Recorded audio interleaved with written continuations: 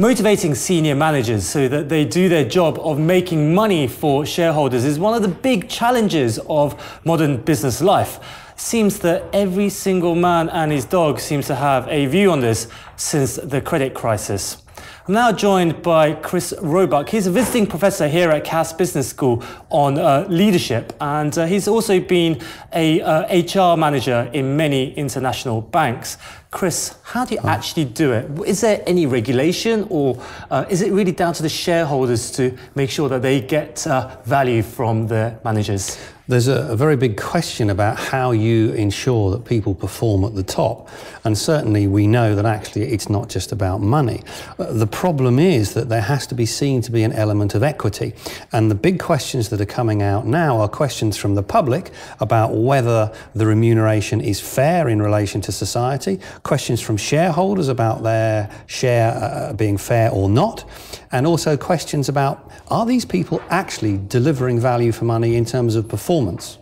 But it's really down to shareholders, and I think we can all say that shareholders haven't always been the best guardian of corporate governance. Who else should be really thinking about these issues? You've already said it's not the regulators and politicians' points of view. Well, the politicians and regulators have a view, and to a degree what they can do is they can set a minimum standard, a lowest common denominator, which says if you don't behave in this acceptable way, then you will be in trouble. Very much as within the States, if people behave badly in the corporate world, they go to jail. They don't do that here, but perhaps a tougher approach would be useful.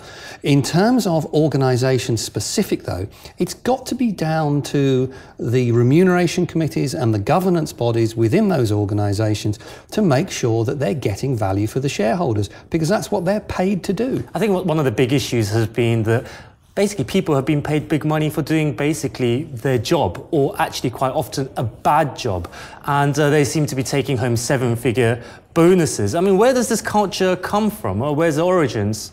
Well, what's happened is that in certain industries, once somebody moves and then gets an increase in pay, then actually that then becomes the rate for the job. Especially in banking. So. Especially in banking. Yeah, with the movements in the banking market, when a bank poaches somebody senior from another bank and gives them 30% more than they were getting, then the rate for that job for everybody goes up by 30%. So there's an issue there about the relativity of the reward to the reality of the delivery. But there seems to be some reinforcement there that if someone good leaves your company, that means a company feels that they're going to be losing out on money being made. So maybe there is a free market already in existence. You could say it's a free market, and that's always the line that people come out with when they get increased pay, increased bonuses, etc. But the real question is whether or not you could construe it's a free market by arguing about the ability for people to move. The question is, are these people delivering real value to their organisations in comparison to their peers and also in comparison to business as a whole? If you look at, for example, what chief executives get paid vis-à-vis median pay in their industries, the public sector is under 20 to 1. FTSE 100 is 88 to 1, so that's 88 times is what the chief executive gets paid to the median in the business. In financial services, it's more than double that.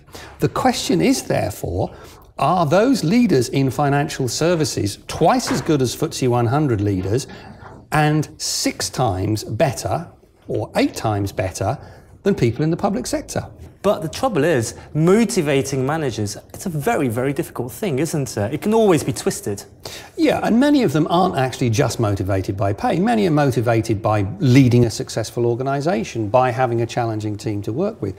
And we all know from basic reading of accounts that you can actually fiddle the figures and you can move money around to make things look better than they are and inflate what you get and effectively condemn the organisation to a long-term decline.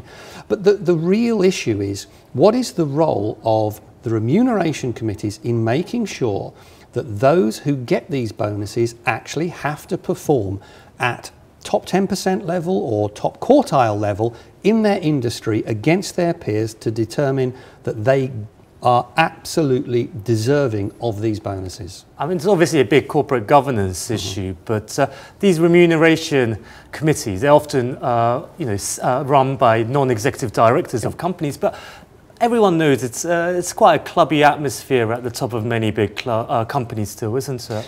Yeah, there are a fairly small group of people who move around these organisations in NED roles or executive roles, but I think it's also down to the quality of education of NEDs in relation to what they should actually expect senior executives to deliver, and also the degree, to be blunt, that they should stand up to senior executives and say, look, you only get the bonus if you're in the top quartile or top 10%. If it's less than that, you don't get a bonus. And we need to do that. I mean, let's be fair. The same could equally apply to footballers, and in terms of footballers not performing. The key question is, why should somebody who doesn't perform well earn more in 1 year than a nurse or a soldier in Afghanistan does in a lifetime? And the public are morally outraged at that sort of behaviour, and the shareholders are asking the question, saying, as well as being outraged, we're not getting the money that's due to us, and we want to know why. Well, as a football fan and someone who's interested in business, I think this will be something that I'd be thinking about for a long time to come. But Chris Roebuck, thank you very much for your time. Thank you.